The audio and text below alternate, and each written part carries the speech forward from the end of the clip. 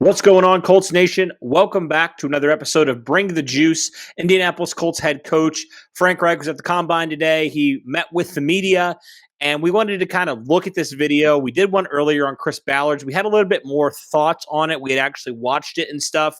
Frank Reich's came out a little bit later on, so we haven't been able to fully watch his interview. So we're going to do that and kind of stop after each question and kind of just discuss his answers about certain questions. So without further ado, let's hop into it, guys.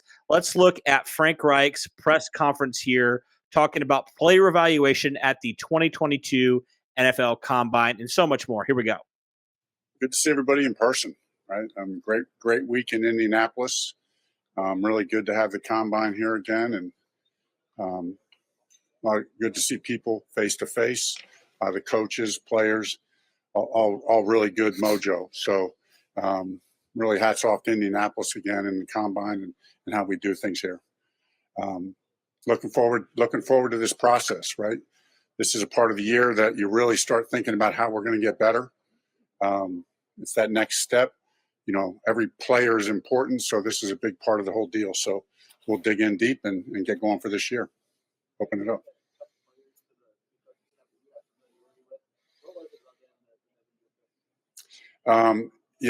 Every staff on the spot is so critically important.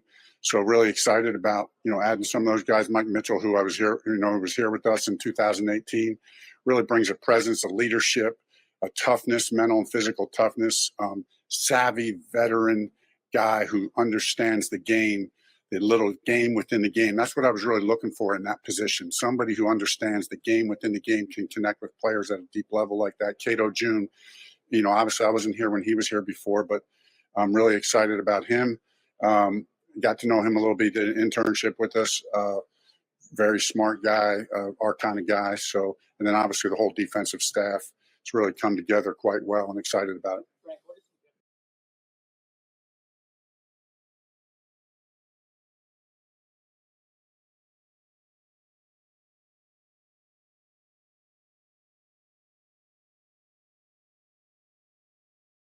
Yeah, I assume the question was talking about some of the new hires, especially on the defensive side. And yeah, I mean, I thought it was very interesting that he brought up Cato June and Mike Mitchell specifically, talking about former players for Indianapolis that understand the game and within the game and how to connect with players in a sort of way. I mean, we all know that's Frank Reich's philosophy, right? Connecting with players, learning about the game within the game. He talked about the process of it all, and Mike Mitchell was on the team just a few short years ago, and he knew Mike Mitchell very well. And obviously, Cato June, not a ton of experience, but was a guy that was coaching in college, does a very good job of, getting involved with the players.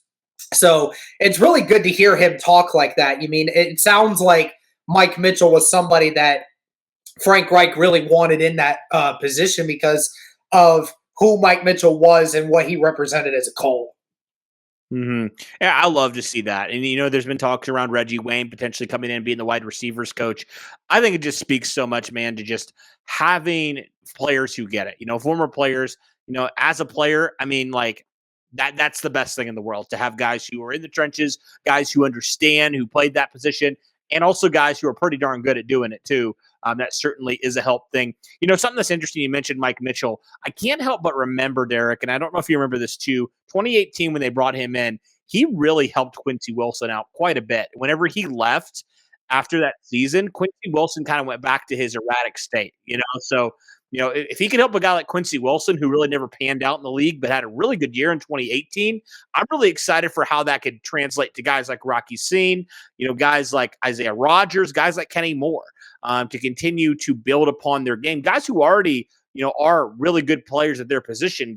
Two guys in Rock and Isaiah, who both really, really, ascended this last year. See how they could get better. And a guy like Julian Blackman, a guy like Corey Willis, a guy like George Odom, if they bring in another safety.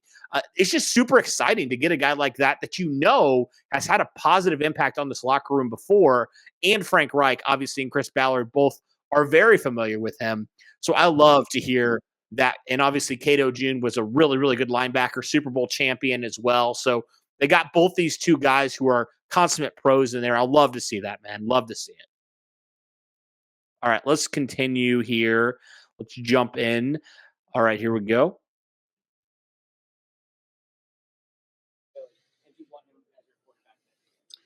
Yeah, I think, you see, I thought this year compared to 2020, we kind of got back on track, protected the ball well. Made some good plays. Again, we've made a lot of, on the positive side, we've emphasized the touchdown to interception ratio was where you want it to be. So it was a good step. It was a good step from 2020. So we'll continue to evaluate the process. That's ongoing, right? We know in this business, everybody and everything gets evaluated every year. And the second thing we know about that process is head coach and quarterback are under the most scrutiny. So yeah, we're in the middle of that process. We also know this, a lot of good. I mean, we're a team that missed the playoffs last year, right? We've already kind of been through all that, and the disappointment and hurt of that, but also the resolve to get better. So, we know we did a lot of good. Carson did a lot of good. Our team, individually and collectively, did some good things that we need to build off of, and just continue to find those little ways that collectively we can get better to get to the next step. All right, so you can you can kind of piece it together a little bit. Frank Reich talking about Carson Wentz as quarterback, talking about the team as a whole. I mean, what are your thoughts, Derek, on just what Frank Reich said? Some positive things from a touchdown to interception ratio, pretty good. But the team as a whole did some good things, but obviously there's some things to clean up as well, because especially at the quarterback position, like Frank Reich said, it's the most heavily scrutinized position in all of sports. Yeah, I mean, a lot to decipher from that specific thing because he kind of went off on a few different points there. But yeah, I mean, he was right from where Carson was in 2020 to what he was in 2021. Obviously, took some good steps to not turning over the football and making some smarter throws and things of that nature, at least from a time standpoint of the touchdown to interception ratio. Just ultimately, like you said, there has to be a further evaluation. There has to be an understanding of where he's at and whether or not we think we can evaluate him and keep him going in that direction is going to be the thing going forward. And he kind of emphasized a little bit of the point of what Ballard stated was that nobody's off limits when it comes to this. Every offseason, everything gets evaluated. Everything from the coaching staff, the management staff, all the way down to the players. And the scheme at which you play. Everything gets evaluated. So, the whole point of, trying to figure out, he said it, that, collectively, this whole team did some really good things last year. It's just that, how do you continue to build on those things is the question. Yeah, going back to Carson Wentz just real fast. I mean, it's great to see him say, obviously he took some steps from 2020. But let's be real, Derek. 2020 was unmitigated disaster for Carson Wentz. Yes. So you would hope that he would be better Right. than he was in 2020. Doesn't mean he was great. Doesn't mean he's a franchise guy. It just means he took some positive steps. Now, the Colts are going to obviously have to determine, did he take enough positive steps where we feel like if he has another year in this system, he can continue to take those positive steps. If they feel like, though, he's not going to be able to be their guy for long term, we could see them make a change. I know there's some other things that Frank Reich's going to talk about when it comes to Carson, so I'll kind of save it for now. But I think that's interesting because, no doubt he had a better season than he did in 2020. I mean, it would be hard-pressed if he didn't. I mean, he would be out of the league at that point, right? So, all right, let's continue here, guys. Let's continue into the next question.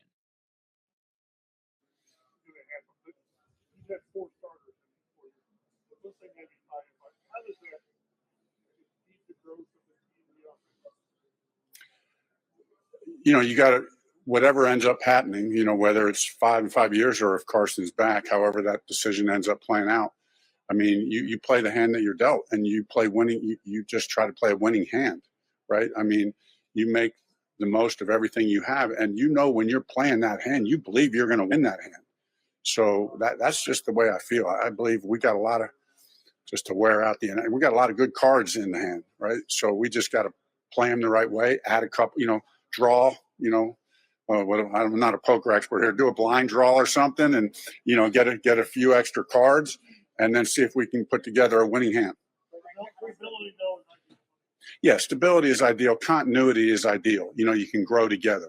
So do you yes. So is there a side of it that you long for that? You hope you can get that, but that's just the hand we've been dealt so far. All right, thoughts on that? I know it's kind of a two-parter question there, but thoughts on what he's talking about there? Yeah, I mean, talking about, being dealt the hand that you're dealt. And I did kind of listen to this a little bit before, and I know that's kind of foreshadowing to a specific point that we're going to get into here in a little bit later. But yeah, I mean, he's talking about the cards in hand, right? You have some good cards, right? You have Jonathan Taylor. You have that offensive line. You have Darius Leonard. You have DeForest Buckner. You have some of these guys that Ballard has put in place in order for you to compete to where you are at. But it's about adding or withdrawing certain people from that hand in order to be able to make it even better, right? So just, again, reiterating, that the Colts are going to look to try to add some players that will make it better, withdraw to get rid of some guys that might make this team a little better. Nothing really new there, but it's definitely a change in how they respond in that way. Because I've never really heard Ballard and Reich so open to admitting to withdrawing or adding people from before. I mean, we kind of saw it in 2020 a little bit when they got Buckner and Rivers and guys like that. But, 2021, we didn't do that. And then all of a sudden, now you're hearing it again. So, we think back to 2020. What did Ballard say in February, right? Ballard said in February, I think this locker room is ready for a big name guy. And that's sure enough what he's done. And now you've heard Ballard and Reich talking about adding and withdrawing some more players again, especially at these key skill positions. You got to wonder how much Irsay has actually been in contact with Ballard and some of these guys about how much that is circulating in the building right now.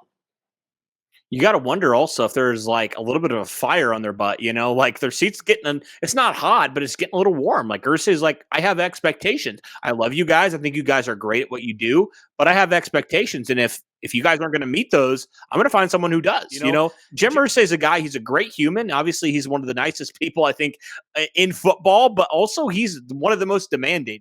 And I love that about Jim Irsay. That's why I think it makes him one of the best owners, is because he's a guy that's like, yes, I love football, but he also knows football. He knows what it takes. He's seen teams go, on runs. He's seen a team, an Indianapolis team come to the Super Bowl. He's seen another team go to the Super Bowl. He's seen teams that have been considered by many the best in the league. So he knows what it takes to win. And that's what I love about Jim Irsay. A lot of owners, you'll notice, don't really know a whole lot about football. Right. But Jim Irsay's that guy. He knows a lot about football, actually. He's like one of the minority, I think, of owners who really truly know the game very well. And one of those guys that gets close to the players, right? Yeah. Like a lot of owners don't spend a lot of time with their players because they have other ways of treating their time and their investment. But Irsay is, like you said, one of those guys. He's one of those guys that truly cares about the people he employs. And at the end of the day, he's employing all these players and all these scouts and all these management people. So, he truly has a heart-to-heart with these people because that's the people he cares about. Yep, and that's the kind of boss you want to work for. A boss who cares about you, you're supported, but also is going to demand the best out of you and demand the best out of your performance. I love that. I personally love that. All right, let's continue here.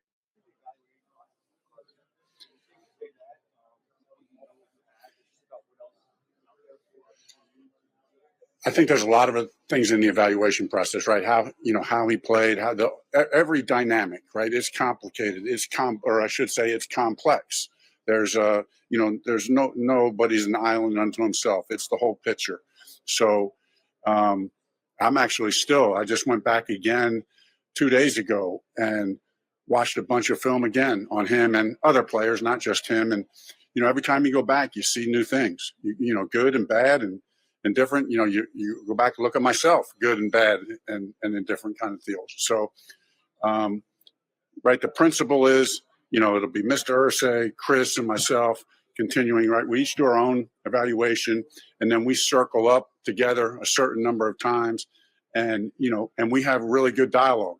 We'll have good dialogue. We've had some meetings. We'll have more meetings. We'll have good dialogue. I'm sure there will be Not every opinion will be the same, but the one thing that's true, it's always true, is that, when you come out of that room, we're all together, right? And we believe in each other and we believe in what we're going to do. That was interesting. An interesting comment that Reich just made there, because I think one thing, Derek, that we can say here is the Colts are going to make this decision collectively. It's not going to be just one person making that decision. They're all going to come in with their different opinions, with Frank and Chris and obviously Jim as well. And I think I love that, because I love that group approach, but also ultimately they're going to decide what's best for this organization. I love that Jim Irsay has a lot of say into that, and wants to see, this team do well. And I love the fact that they're, rallying together. I think that's great. Yeah, Ballard mentioned it as well, that they can have differing opinions on how they evaluate these players and their effectiveness and how they affect this team. But at the end of the day, they know that even though they may have disagreements on certain players in that room, they know that at the end of the day, their goal is to be better. Their goal is to get the best out of this team at every level. And I wish that would be more of what we as humans would understand, right? I think we could all take a lesson from that, is that just because you disagree with someone does not mean that person is either ill-informed or they don't know what they're talking about, or they're just dumb. It's just the fact that this person has a differing opinion on how it needs to be done. You talk about different ways to get it done, and then you go by the book in that way. And it was funny because I think Reich his face kind of lit up at the point of that question about how they decipher Carson and the rest of the talent on this roster. And I think he was waiting for the chance to answer that question, because, he's probably like, yeah, it's nice to feel like the owner, the GM, and myself are all kind of connecting on this level to try to find new ways to make this team better. And I certainly hope it keeps going that way. Yeah, he said no man is an island to himself, which I think is really great. That means they're all going to make that decision collectively. It's not going to be like, all right, Frank, figure out the quarterback position. It's like, no, we're going to work together to make this work. That's how you get anything done, right? That's how you are productive. That's how you ultimately win a championship, is you do that. Now, obviously the team has a long way to go to get there, but I think from a leadership standpoint, you can't ask any more from these guys. They're doing it together. They want to do it together. And I think that's the best approach ultimately, because like you said, everybody's going to have a different opinion. Everybody's going to have a different perspective. Everybody has a different background. And I think that can, honestly, if they work well together, I think that can translate into a really beautiful and a really powerful thing when it comes to building a championship team. So I love that. Let's continue.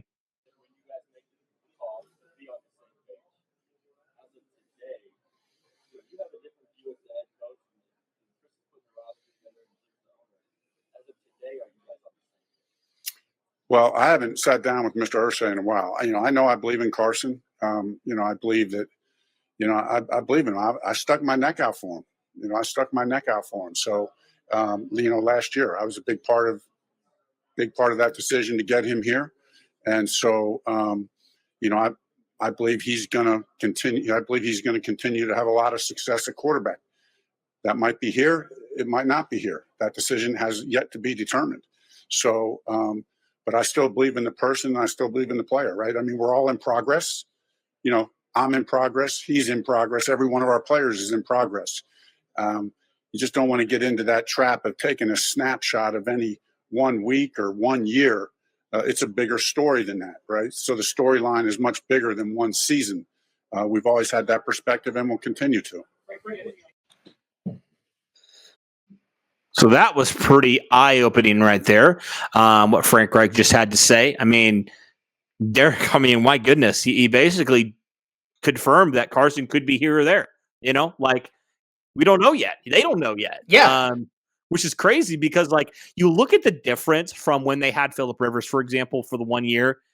They were sold on Phillip Rivers. They wanted him back. With Carson Wentz, they've been a lot more standoffish, which I think is very interesting and should be noted for sure.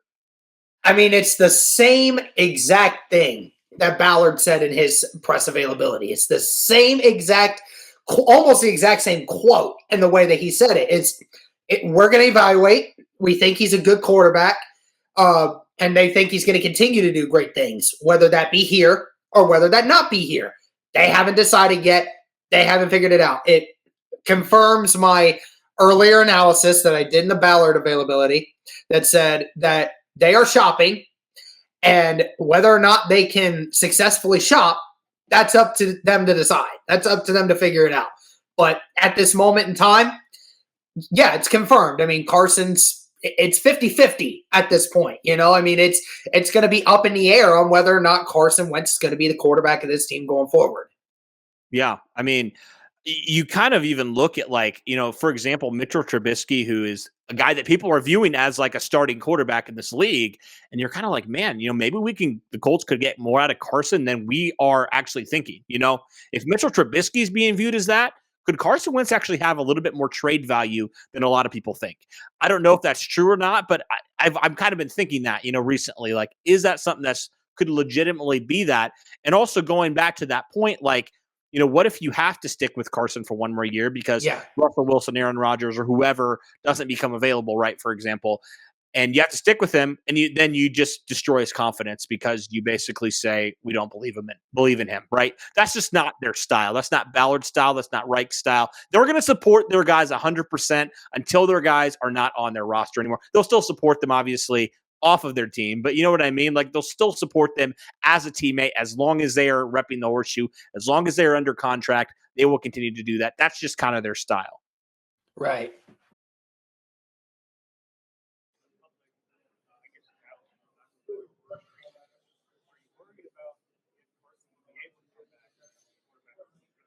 That's a great question, and I have a very direct answer for that. One thing I've seen over and over again is that if a player is back, generically any player, you play good football and there's nobody questioning anything, right?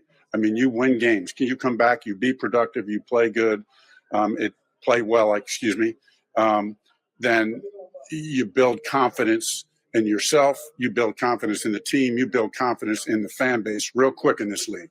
I mean, this is fickle league in both the bad and the good. So it doesn't take much. We come back next year and we get off to the right start as a team. You get off to the right start as a player. Watch how fast everybody thinks, things are going great. So that can be a good thing. Calling out Colts Twitter and fan bases in general there. Just watch the tables turn when a guy actually does do well, right? It's the same way with anyone in this league. You do bad, they turn on you real freaking quick.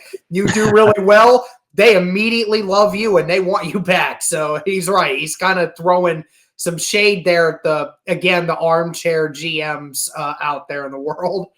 Mm-hmm. Yeah, definitely. I don't think so. I mean, I think Carson has matured over the years. I've talked with him several times. Talked with him today. He was out west last week. Doing work, and so our conversation has been, without getting into total details, is he knows what's going on. He knows the evaluation process, that it's not just him but everybody. And so really, what's been said is, hey, here's what we do. We think positively. You can only assume the best, believe the best, think the best, act the best. And in this business, until we're told different, that's just the way you approach it. You believe in yourself, you believe in the process, you believe in your team, you believe in your teammates, and you keep moving forward until you're given notice otherwise, and you believe the best. Until you're proven otherwise. Interesting. Very interesting. I kind of like that mindset, though. I mean, it's what this is an industry that you need to have that mindset in order to succeed in this industry. Because if you don't, it will eat you alive so fast, being negative all the freaking time, right? And that's the attitude you need to have. Is you can't be like what social media does after a bad season and just say throw it all out. Right. You have to be better than that. And that's what Reich and this crew has done, where they are looking on the positive side of things and looking to find ways to improve on those positives. And I know that a lot of people that watch this show or watch anything else in general will still find ways to say that's just BS. We need to be mad. Well, you can continue to be mad, but this group right here is, including Carson Wentz and everything else, needs to continue to move in a positive direction rather than going backwards. It's so funny to me because, like, if you throw out, obviously, you threw out the last 2 weeks of the season, I mean, those were big weeks. Those were very telling. But you know what I mean? Like, if you would have told me a couple weeks before that, like, to ask fans how they're feeling about the team, people would have been ecstatic. Like, people would have said, this team's going in the right direction. We're so excited for where this team's headed. Chris Ballard, Frank Reich, they're fantastic. We love it. Carson Wentz is looking good. We're feeling really good about where we're at right now as a team. It's funny how 2 weeks can completely change the narrative on a season and completely cancel out all the good that this team did. Now, obviously, they didn't make the playoffs. We talked about this. That's not good enough. You got to figure some things out. You got to change some things. But there was a lot of good. There really was a lot of good that happened this season. A lot of guys who grew into different roles, and a lot of good stuff. So I agree with you. I like that mindset.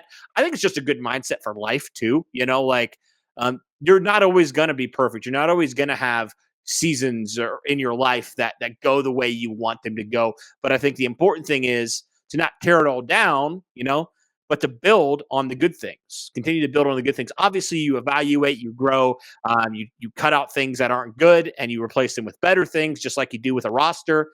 But overall, in the philosophy of life, I think that's a great mindset to have. I hope that everybody can have that mindset because, I think the things that they're saying are really, really good for obviously building a roster, but also just in life in general. So. Yes.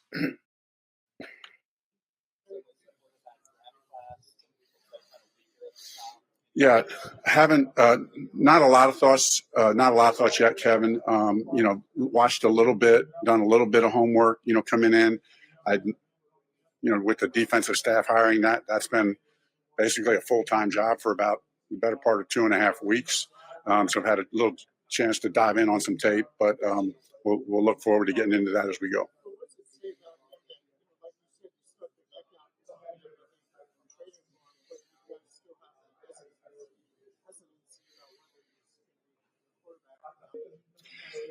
Yeah, I think it is I think that's just the way it played out. We didn't finish the season the way we should have, all of us, every one of us, players and coaches. So if we finish the season the way we're supposed to, we're probably not having this discussion, but that's just, we have to take ownership of it. I do as the coach. Every player has to, and as I said, head coach and quarterback are under the most scrutiny. So we live with that and move forward.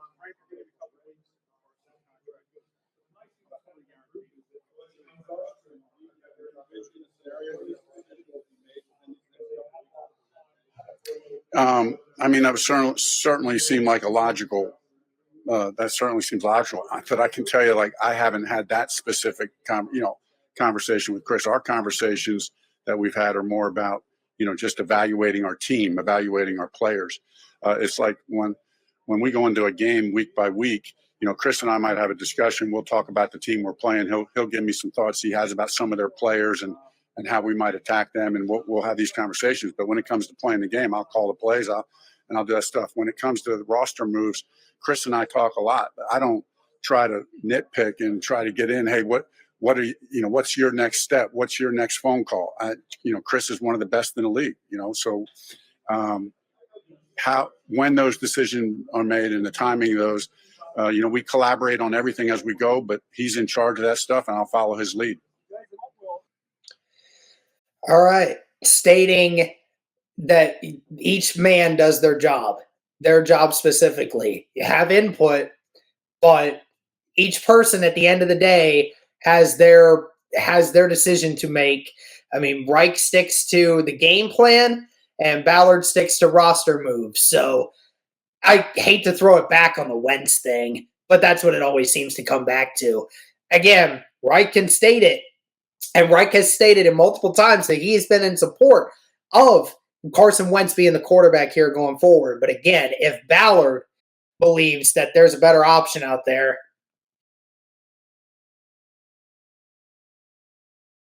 And I like that they have the mutual respect for each other to trust their judgment, to be like, look, I trust that, you're hired to do your job and you're going to do it well. And I like that obviously Chris does that as well. And they trust each other in that department. And they obviously can offer input, but at the end of the day, they're professionals and they trust each other's judgment. I love that.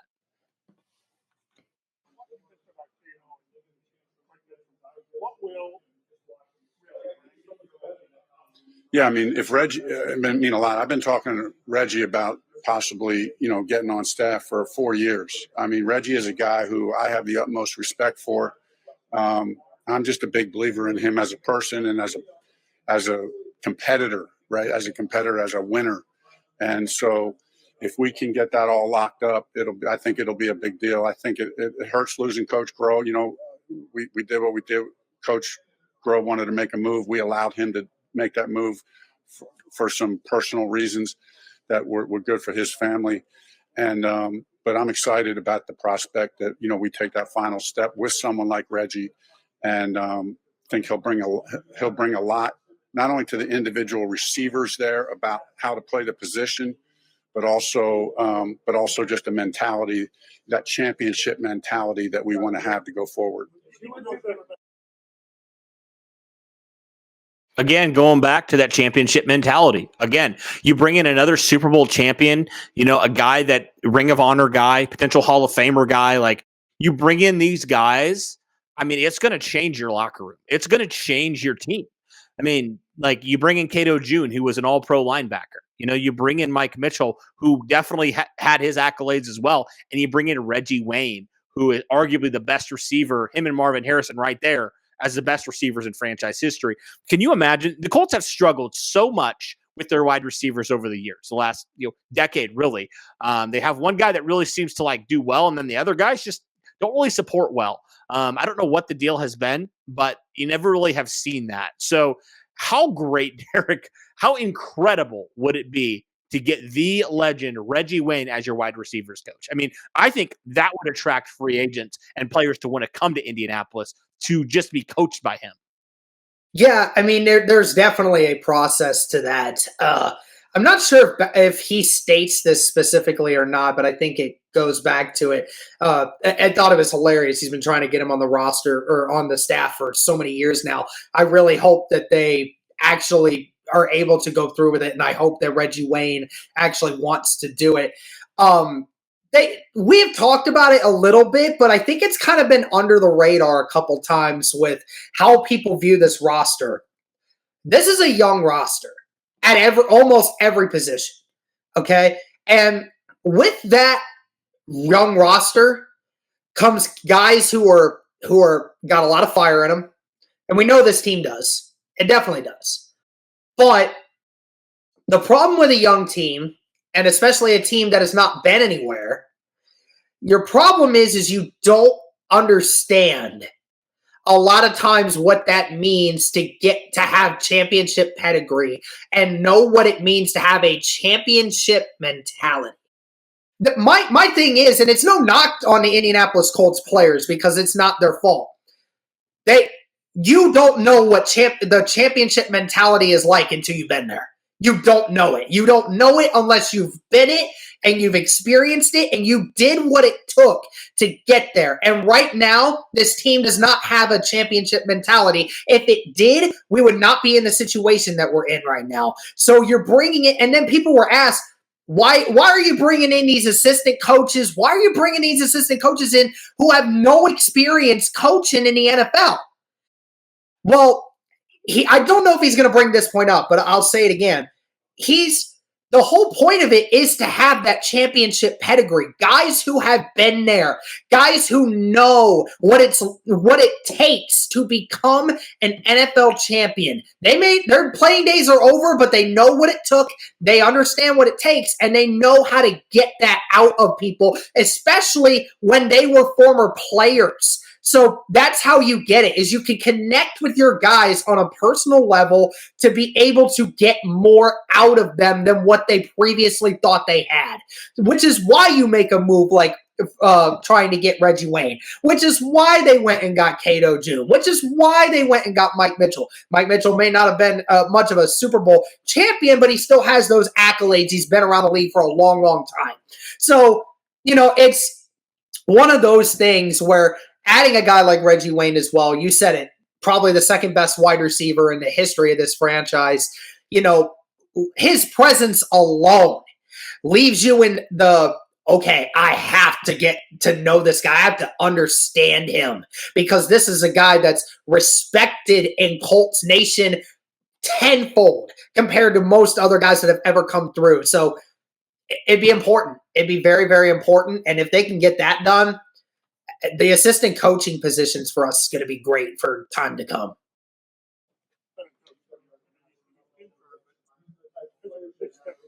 Yeah, it is a big step. There's a lot to learn, and he knows that. But he's a guy who's willing to put in the work. I know that. He knows that. We'll support him. But, the thing, when you make a decision like that, you say, why would you bring a guy who's got no coaching experience? Because some of those little, not to minimize those, but you can learn those. But yeah, he has an upside into what he can bring to our team. That's what you bet on. You bet on that upside that he can bring. I know you guys had a pretty thorough process and kind of coordinator. So how much did you know about Gus Bradley before that process? And what kind of I'd never met Gus before, but I knew a ton about him just because of my relationship with Nick Sirianni and Phillip Rivers, who were with Gus at length. And I used to kid those guys that I used to get jealous how much they used to talk about Gus, about what a great person and what a great coach he is. So, and I've seen that in the couple of weeks we've been together. This is a guy who totally fits our culture. I think he's going to bring a dynamic to our defense that is going to help us elevate. I think we've played some really good defensive football over the last 4 years, and I'm expecting that we'll continue to get better. So how can the Colts get better, Derek, from what he was saying? So we play some good football, but we think he can take us to the next level. How can they get better? Well, I think it comes down to finishing games, right? That's what we've been saying is one of the major issues was, and Matt Eberflus, we always said that his defense and the way that we run our defense, it creates a lot of turnovers. It does. It creates a lot of turnovers. I'm sure that's not going to change because we got players like that. But the ultimate issue is, again, being able to get more consistent pressure on the passer and being able to finish games late in games, because that's been the big issue, right? Is putting our guys in position to be able to get that more consistent pressure throughout the game, and especially in the fourth quarter. And that will help you to hold on to those leads that you hope to build going in throughout the season.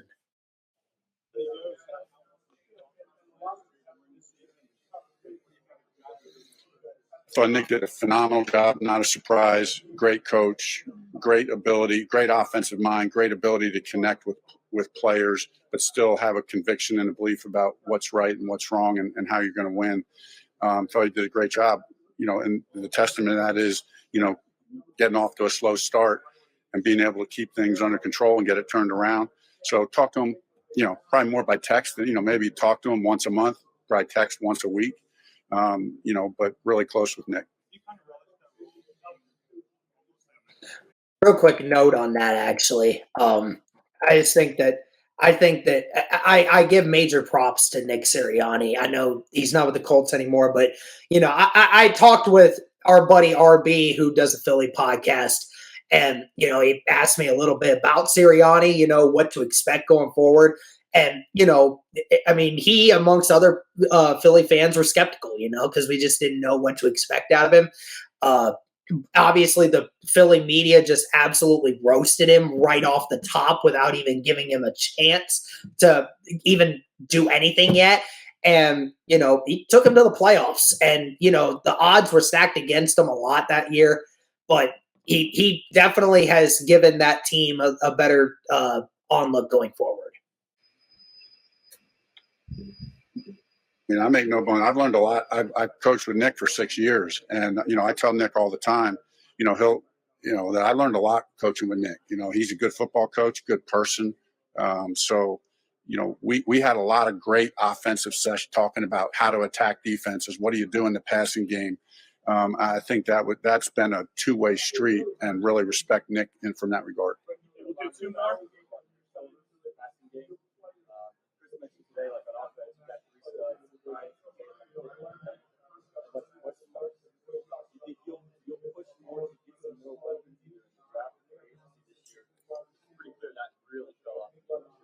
Yeah, really, like you said, Zach, really excited about those three players, three big-time playmakers that you mentioned there, in those guys. I do think we have other playmakers, but of course, we're no doubt trying to add pieces, add weapons, add players, right? That's this time of year. That's what everybody's so excited about now. Who's going to be the next, Naheem Hines drafted, in the fourth round, or the Jonathan Taylor or Pittman, or whatever the position may be, a secondary player, a tight end, a receiver, playmaker. And when we start talking about playmaking, we talk about defensive lineman. We talk about everybody's a playmaker in some regard. But as far as skilled players go, no doubt looking to continue to grow the room, make it very competitive. I do think we got some young guys who have some upside, who, given the opportunity, given another year, I expect one or more of those guys to really, by the end of the season, be like, "Oh, wow, that we didn't even realize we have that." That's what I'm hoping happens, that there's at least one guy in that group that right now nobody's thinking is going to be a guy, and they become a legit guy.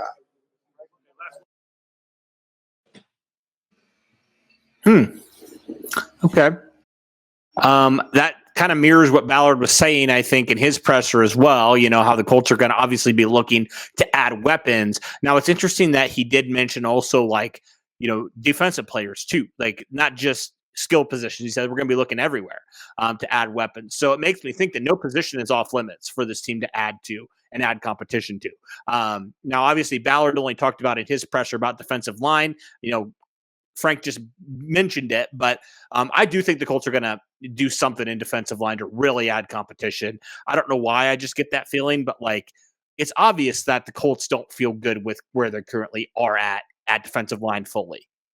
Yeah, absolutely. I even think Chris Ballard was probably thinking that they were going to get more out of their defensive linemen than what they originally showed. So maybe that's a wake-up call for him. I hate that they both did not mention free agency. They mention adding guys, but they always refer to the draft. Do you ever notice that? Especially what Reich just did there, always talking about the draft, right? Not mentioning the free agency thing. I swear to God, if we do not do something in free agency to affect any of these positions, I'll throw a fit. I'll throw a freaking fit if they're going to go back to the same old fiddle of going through the draft. I know Ballard can do it. I know Ballard does a great job at it. But if we do not change something with this free agent group, I'm going to be pissed.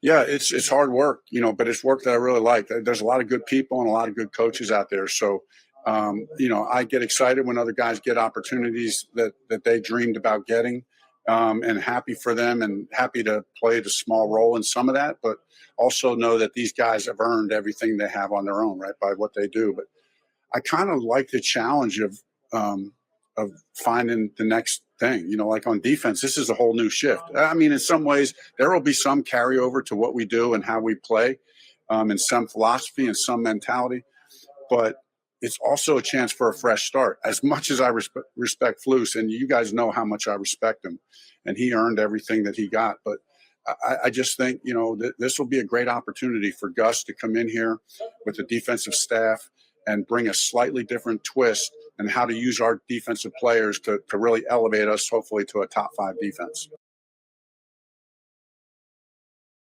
Did you catch it, Derek, at the end there? Top 5 defense. Top 5 defense is what they're going for. Yeah, I mean, Derek, let's just call what it is. Frank Reich gets his guy. He finally gets his guy when it comes to his defensive guy. You remember Frank Reich wasn't here when Matt Eberflus was here. Matt Eberflus was actually in Indianapolis before Frank Reich was hired on as the head coach. So Frank Reich finally gets his guy defensively, and now he finally gets to, kind of have his complement, right, on the defensive side. So I'm excited, man. I'm excited for what that could potentially mean for this defense. It's kind of weird. Like, Frank Reich, obviously, he gave props to Matt Eberflus and everything, but I think he was kind of on the same wavelength as like we've been. Like, we liked Matt Eberflus. We think he deserved to get a head coaching job. Yeah. But also, like, we thought it was time for a little bit of a change, and we're okay with that. Yeah, absolutely. You're right. It's talking about, his guy now, he had a lot more input on how that decision went down. And, I'll just speak in general terms of everything here. I mean, I know the end of the season fatigue is still kind of there for a couple of them, but the attitude in which these two are speaking, referring to Reich and Ballard, definitely sounds a lot more enthusiastic and a lot more upbeat than what it was just 3 weeks ago. So it sounds like whatever Irsay has been talking with them about, it certainly sounds like there will be some stuff that's going to go down for Indianapolis this offseason. And I can't wait. I'm excited to see what happens here. Yes, and they have a lot of avenues, in terms of cap space, in terms of not as much draft capital. They still have some draft capital, and they got to make a decision on quarterback. There's going to be a lot of dominoes that are about to fall here in the next couple of weeks. I am so excited for this. This could honestly, Derek, another 20, what was it? The 2020 offseason was pretty crazy. I feel like this could be the craziest offseason we've seen from the Colts in a while. That's saying something, because they've had a couple off seasons where they've made some moves. Like even 2017, they made some moves after that 2017 season where they were really bad. Ballard's really first year as GM. They made some moves. They were actually pretty active in free agency. I could see them being a little bit more active here. Maybe not as many quantity guys, but maybe more quality guys. Absolutely. I could see that potentially being the thing because they've even talked about, before the season, Ballard said, we'll add guys to our roster, who feel like put us over the top, and I think this could finally be the offseason where Jim Irsay's like, all right, Chris, you said this, now it's time to actually do it. Do it. Get some guys that can legitimately help our team take it to the next level. I'm just going to say this. If the Colts want to get to a top 5 defense, they got to get a pass rush. Yeah, you have to. You have to. They have to. And just the way it is right now, it's just not going to cut it. I mean, it might improve, but it's not going to be anywhere amongst the top with the group that it has currently. So you have to find someone. And again, I mentioned Chandler Jones. Please, for the love of God. Lawrence's film room got me even more hyped on that. Oh, man, yes. We'll see. We'll see what happens. We'll see. It's going to be a fun offseason, hopefully. Hopefully we're not as angry as we were last offseason, and if we are, heads are going to roll, bro. I'm just going to say that. For real. People will not enjoy this podcast if we're acting like that, dude. I promise. We'll go back to 0 subscribers. It'll be great. All right, guys, that'll do it for our look here at Frank Reich's Combine Presser. Let us know your thoughts on everything that we looked at, everything that he discussed, anything maybe we didn't talk about that you would want to discuss as well. Thank you guys so much for tuning in. As always, guys, go Colts.